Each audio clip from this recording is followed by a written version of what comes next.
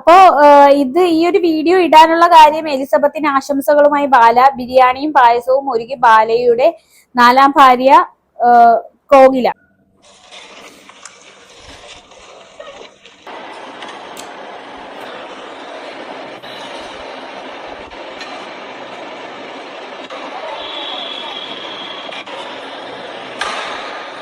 Hi everyone, അപ്പൊ എന്റെ ഒരു പുതിയൊരു വീഡിയോയിലേക്ക് സ്വാഗതം. നമ്മളൊക്കെ എല്ലാവർക്കും പരിചയമുള്ള ഒരു ചേച്ചിയാണല്ലോ ഇത്, മനസ്സിലായോ? എലിസബത്ത് ചേച്ചി.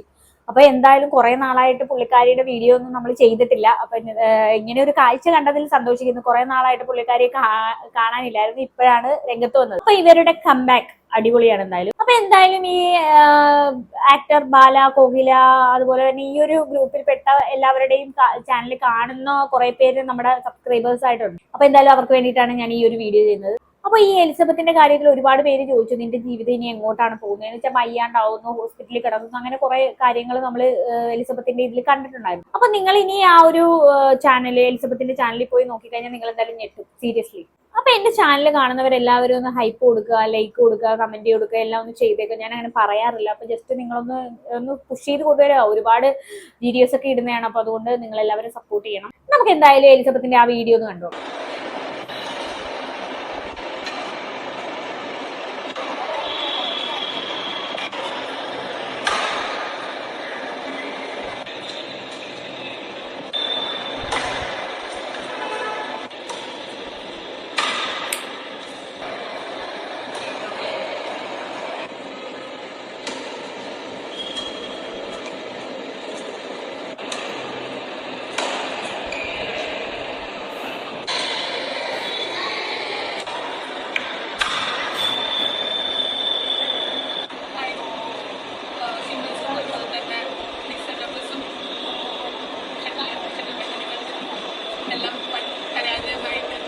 അപ്പൊ കണ്ടില്ലേ, നമ്മുടെ എലിസബത്ത് ചേച്ചി നല്ല ഫുൾ ആക്റ്റീവ് ആണ്. എന്തായാലും നല്ല സന്തോഷമുണ്ട് കാണുമ്പോൾ. കാര്യം എന്താണെന്ന് വെച്ചാൽ കുറെ നാളായി പുള്ളിക്കാരിയുടെ വീഡിയോ ഒന്നും കാണുന്നില്ല.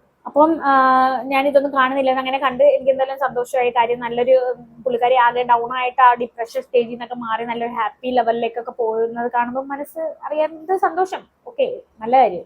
ശരിക്കും അന്ന് ആ ഒരു സിറ്റുവേഷനിൽ എലിസബത്തിനോട് നമ്മൾ പറഞ്ഞായിരുന്നു, ഇങ്ങനെയൊക്കെ ഇരിക്കരുത്, ഇങ്ങനെയൊക്കെ ഇരുന്ന് കഴിഞ്ഞാൽ വല്ല സുഖം പിടിക്കും, ആകെ മൂഡ് ഓഫ് ആകല്ലേ എന്നൊക്കെ നമ്മൾ പറഞ്ഞിട്ടുണ്ടായിരുന്നു. എന്തായാലും പുള്ളിക്കാരുടെ മാറ്റം എന്ന് പറഞ്ഞാൽ ഭയങ്കര മാറ്റം എന്ന് വെച്ചാൽ ഭയങ്കര മാറ്റം. പിന്നെ ഇവരുടെ വീഡിയോയുടെ അടിയിൽ വന്ന് ഒരുപാട് പേര് പറയുന്നുണ്ട്, ഇങ്ങനെ മാറി നല്ലൊരു ചേഞ്ച് ആയാലും ഇപ്പം എലിസബത്ത് പഴയ ആളെ അല്ല എന്നൊക്കെ പറഞ്ഞിട്ട് ഒരുപാട് കമന്റും കണ്ടു. അപ്പൊ അന്നത്തെ ആ ഒരു വീഡിയോയുടെ ജസ്റ്റ് ഇവിടെ ഞാൻ പ്ലേ ചെയ്യുന്നതാണ്.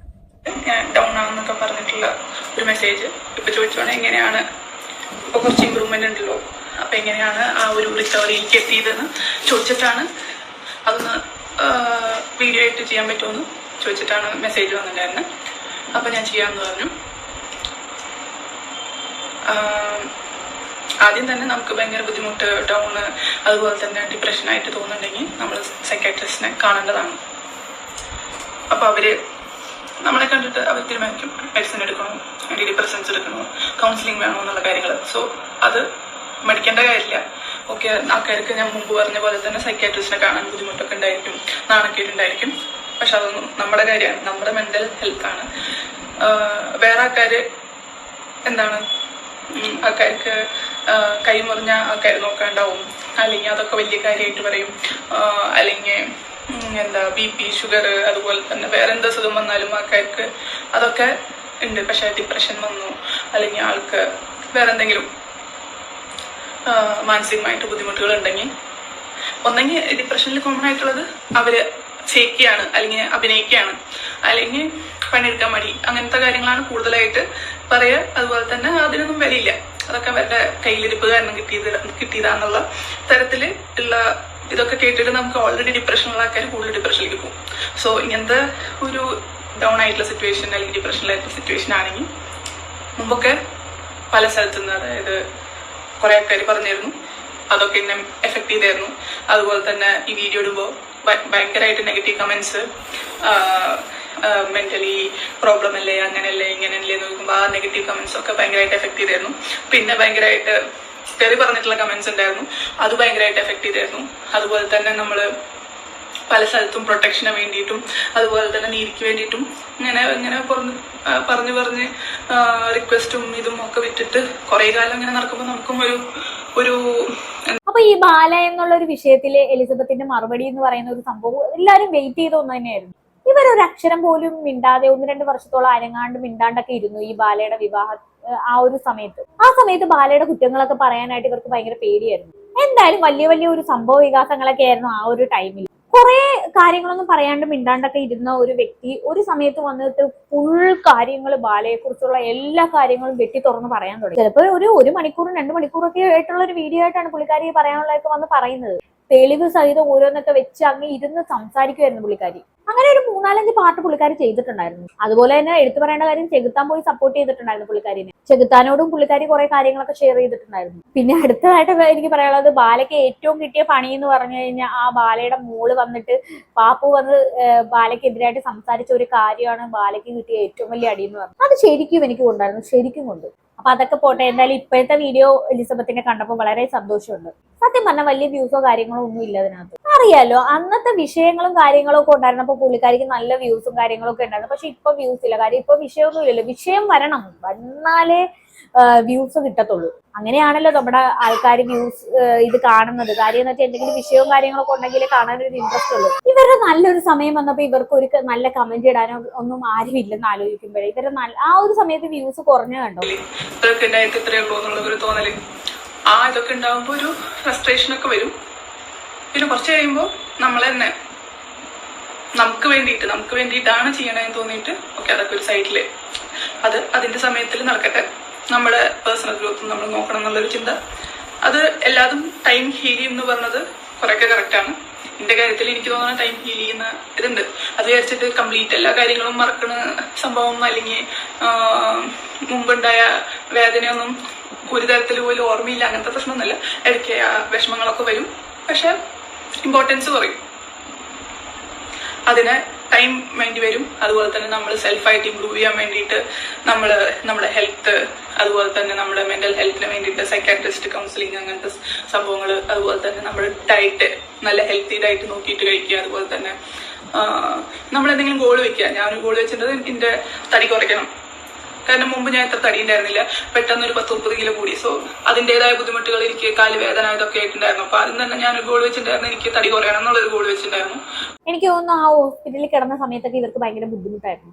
അന്ന് ആ സമയത്തൊക്കെ സോഷ്യൽ മീഡിയയിൽ വാരിയെടുത്തിട്ട് അലക്കുമായിരുന്നു. അപ്പോ ഇവര് എന്തൊക്കെ ഒരു സിറ്റുവേഷൻ വന്നാലും ഇവർ അനങ്ങത്തൊന്നുമില്ല. പക്ഷെ അവർക്ക് അത്രയും വലിയ ബുദ്ധിമുട്ടുണ്ടായിട്ടാണ് അവർ ആ വന്ന എല്ലാ കാര്യങ്ങളും തുറന്നു പറഞ്ഞത്. ഇവർക്ക് ആ ഒരു വല്ലാത്ത സിറ്റുവേഷനിൽ വന്ന സമയത്ത് മാത്രമേ എല്ലാവർക്കും എല്ലാം സംസാരിക്കാനുണ്ടായിരുന്നു. പക്ഷെ നല്ലൊരു ഇതിലേക്ക് വന്നപ്പോ, കംബാക്ക് ആയപ്പോ ഇവരെ ഒന്ന് സപ്പോർട്ട് ചെയ്യാനോ അല്ലെന്നുണ്ടെങ്കിൽ ഇവരെ കുറിച്ചൊരു വ്ളോഗ് ചെയ്യാനോ അല്ലെങ്കിൽ ഇവരെ ഒന്ന് സംസാരിക്കാനോ ഇവരെ കുറിച്ചുള്ള ഒരു കണ്ടന്റ് ചെയ്യാനോ ഒന്നും ആർക്കും ഇപ്പൊ സമയമില്ല.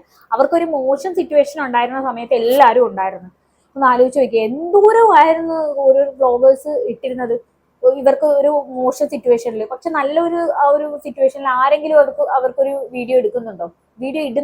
അതാണ്, എല്ലാവർക്കും കണ്ടന്റ് മാത്രം മതി. ശരിക്കും ഇങ്ങനെയുള്ള കാര്യങ്ങളും കൂടെ ആൾക്കാരിലേക്ക് എത്തിക്കണം. അത് നല്ല കാര്യമാണ്. കാര്യം ഈ എലിസബത്തിനെയൊക്കെ ഇഷ്ടപ്പെടുന്ന ഒരുപാട് ആൾക്കാരുണ്ട്. ശരിക്കും ഇങ്ങനെയുള്ള ഓരോ ട്രോമകളിൽ കൂടി കടന്നു പോകുന്നവർക്ക് ഒരു മോട്ടിവേഷൻ കൂടിയായിരിക്കും ചിലപ്പോൾ ഇത്. ഇത്രയൊക്കെ ബുദ്ധിമുട്ട് അനുഭവിച്ച് ഇവര് നല്ലൊരു സ്റ്റേജിലേക്ക് വരുമ്പോൾ അത് നാലാൾ അറിയപ്പെടേണ്ടത് വളരെ അത്യാവശ്യമാണ്. എല്ലാവരും അറിയണം. ഇതൊരു മോട്ടിവേഷൻ ആയിരിക്കണം. എന്ത് പറയാനാ, ആരോട് പറയാനാ, ആൾക്കാർക്ക് ഇതിനൊന്നും സമയമില്ല. ഒന്ന് എനിക്ക് ഒരു കോൺഫിഡൻസ്, അതുപോലെ തന്നെ കാൽവേദന, ലിഗമെന്റിന്റെ പ്രശ്നമുണ്ട്, സ്ട്രെസ് ഫ്രാക്ചർ ഉണ്ട്.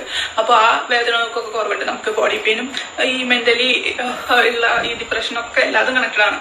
സോ നമുക്ക് ബാക്കി കാര്യങ്ങളിൽ ബെറ്റർ ആകുമ്പോൾ നമുക്ക് ഇതും ബെറ്റർ ആയിക്കൊണ്ടിരിക്കും. അതുപോലെ തന്നെ പഠിപ്പിന്റെ കാര്യത്തില് നമ്മൾ അതുപോലെ തന്നെ ഓക്കെ നമ്മൾ മുമ്പോട്ടാണ് പോയിക്കൊണ്ടിരിക്കണേന്ന് കാണുമ്പോൾ, അതായത് ഇപ്പോൾ നമ്മൾ ജോലി സംബന്ധമാണെങ്കിലും അല്ലെങ്കിൽ നമ്മൾ പഠിപ്പ് സംബന്ധമാണെങ്കിലും നമ്മൾക്ക് ഡിപ്രഷൻ വന്നാൽ ആദ്യം തൊട്ടിട്ട് ചിലപ്പോൾ തുടങ്ങേണ്ടി വരും. അല്ലെങ്കിൽ ഒരാൾ പെട്ടെന്ന് ചതിച്ചു കഴിഞ്ഞാൽ നമുക്ക് സ്ക്രാച്ചിൽ നിന്ന് തുടങ്ങേണ്ടി വരും. ഒന്നുമില്ലാത്ത സ്ഥലത്ത് നിന്ന് തുടങ്ങേണ്ടി വരും. നമ്മൾ അത്ര നേരം ചിലപ്പോൾ കുറെ നമ്മൾ പഠിച്ചിട്ടുണ്ടാവും, ജോലി ഉണ്ടാവും, ചിലപ്പോൾ എല്ലാതൊക്കെ കളഞ്ഞിട്ട്. അപ്പൊ എന്തായാലും എനിക്ക് പറയാനുള്ള, നിങ്ങൾ എല്ലാ വീഡിയോയും കണ്ടത് വിചാരിക്കുന്നു. അപ്പൊ എനിക്ക് ഇത്രയൊക്കെ പറയാനുള്ളത്. ഇപ്പൊ എനിക്ക് ഇതിലൊന്നും പറയാനുള്ള ഒരു ഒറ്റ കാര്യം എന്ന് പറഞ്ഞാൽ ഈ നെഗറ്റീവ് മാത്രം ഇടാതെ പോസിറ്റീവായിട്ടുള്ള എന്തെങ്കിലും കാര്യങ്ങൾ നിങ്ങൾ ചർച്ച ചെയ്യൂ, അല്ലെങ്കിൽ ആൾക്കാരിലേക്ക് അതൊക്കെ എത്തണം. കാര്യം ഇങ്ങനെ ഓരോരുത്തർക്കും ലവ് ഫെയിലിയർ അല്ലെന്നുണ്ടെങ്കിൽ ജീവിതമേ പോയി എന്ന് വിചാരിച്ചിട്ടുള്ളവർക്കൊക്കെ ഒരു മോട്ടിവേഷനാണ് ഇങ്ങനെയുള്ള ഓരോ കാര്യങ്ങൾ. എന്തായാലും എനിക്ക് വളരെ സന്തോഷമുണ്ട് ഈ ഒരു വീഡിയോ കണ്ടതിൽ. അപ്പൊ എന്തായാലും എനിക്ക് ഇത്രയൊക്കെ പറയാനുള്ളൂ. ഇത് കണ്ടിട്ട് എന്താണ് നിങ്ങൾക്ക് തോന്നിയെന്ന് വെച്ചാൽ താഴെ കമന്റ് ബോക്സിൽ കമന്റ് ചെയ്യുക. അടുത്തൊരു വീഡിയോയിൽ കാണാം. അതുവരെ ബൈ ബൈ.